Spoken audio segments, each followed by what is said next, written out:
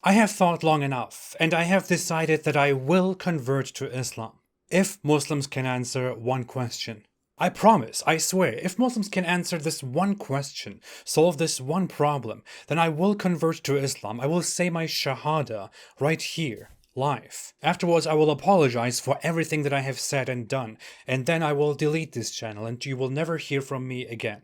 Actually, I could come back and do dawah instead. It's much easier to do. It requires very little brain power. I could use the retirement from thinking. All it takes is one thing. Actually, it's two things. The first thing is watch my intro because it is very nice.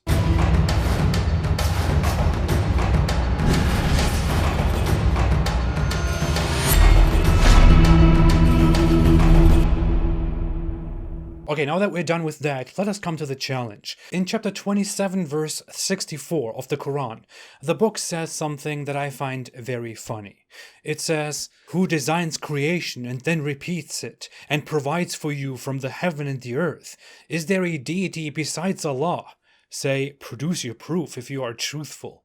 In this verse, the Quran is talking to the polytheists who believe in multiple gods, equal, higher, or lesser than Allah. It then instructs Muhammad or the Muslims to tell those polytheists to bring the proof of their gods if they are truthful. And of course they will never provide proof because they don't have proof. Because they believe in nonsensical fairy tales. Stupid idiots. They claim there are other gods but they can't even prove it. In another verse, chapter 21 verse 24, the brilliant Quran says the following. Or have they taken gods apart from him? Say, produce your proof. This is the message of those with me and of those before me, but most of them do not know the truth, so they are turning away. Here, the Quran's author, supposedly the Almighty Allah, is again asking for proof for the existence and power of all those gods. So that is Allah's standard to demonstrate whether their beliefs are true. Proof. It's not what I'm asking for, it's what the Quran is asking for. What supposedly Allah is asking for, according to Allah's eternal word. Of course, by the same standard, using exclusively the Quran's own logic, we should also ask Muslims to provide proof, to produce proof of their own beliefs. If your gods apart from Allah are real, then produce your proof. You can't, right? Where is your proof? Shut up. Finally, chapter 2 verse 111 has a very interesting challenge and says, "And they, Jews and Christians, say none will enter paradise except Jews and Christians. Those are their own desires. Say, produce your proof if you are truthful."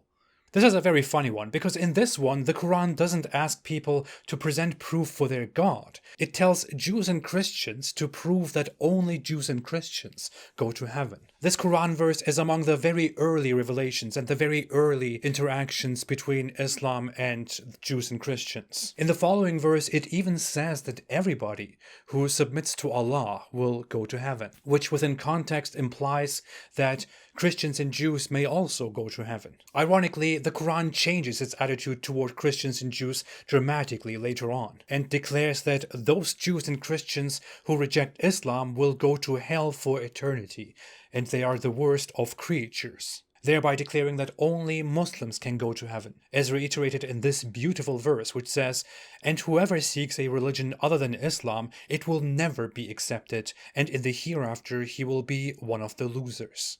It is a very well-known, essential teaching that Islam teaches that only Muslims will go to paradise. It makes you want to think again. The Quran challenges the Jews and Christians to prove that only Jews and Christians will go to heaven. So, where is the proof that only Muslims will go to heaven?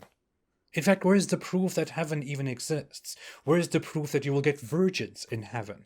And we are merely applying the Quran's own standards, the Quran's own logic. As said, I have a challenge. I hereby challenge Muslims, whose mission it is to spread Islam, to produce their proof that Allah is real, that Muhammad is Allah's messenger, that Islam is true, and that we must all believe in Islam in order to go to this paradise. In fact, here is my own personal verse inspired by the Quran's challenge.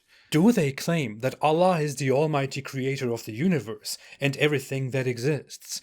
Do they say that you must be a Muslim to go to heaven? Say, bring your proof. Bring your damn proof if you are truthful. Come on, don't back away now. Show me your proof. But no, they can't. Indeed, their faith is baseless. They only delude themselves. Beautiful, right? Maybe I should sing this. Just kidding, I won't. So, dear Muslims, dear Muhammad, or dear Allah, everybody, based on your own book and based on your own challenge, based on the logic of your religion, I hereby challenge you to produce your proof. And no, vague, debatable arguments are not proof. Everyone can make those arguments. Even the polytheists can make those arguments. Don't come with pathetic arguments. Come with proof, as the Quran asks of others. If Muslims can meet this challenge, I will delete my channel at once. Oh, wait, I will convert to Islam at once. I will say the Shahada here. I will delete the channel. I am waiting. Of course, we all know that Muslims will never be able to produce their proof, although that is what the Quran mockingly expects from others. And whoever invokes besides Allah other gods, for which he has no proof, his reckoning will be with his Lord. Indeed, the disbelievers will not succeed. Look at those stupid polytheists who don't even have proof for their gods. What is funny is that when Muslims are asked why there is no absolutely clear, visible proof that Islam's claims are true, that Islam is the truth, undeniable proof, instead of just vague reports and primitive Quran verses, then what they say is that if there was proof, then everybody would believe. But life and death is meant to be a test. Allah is testing us. And if you could see clear proof, undeniable proof, if you could see Allah, then there would be no test. Then everybody would just pass. What a messed up idea. Allah wants to test the humans, and then he will eternally torture those stupid humans who failed, for which he created those humans. The assertion that everybody would believe if we had clear proof is not even true according to the Quran. On multiple occasions, the Quran responds to those who doubt Muhammad and who ask him to show them a sign that he is a prophet and that he does communicate with Allah.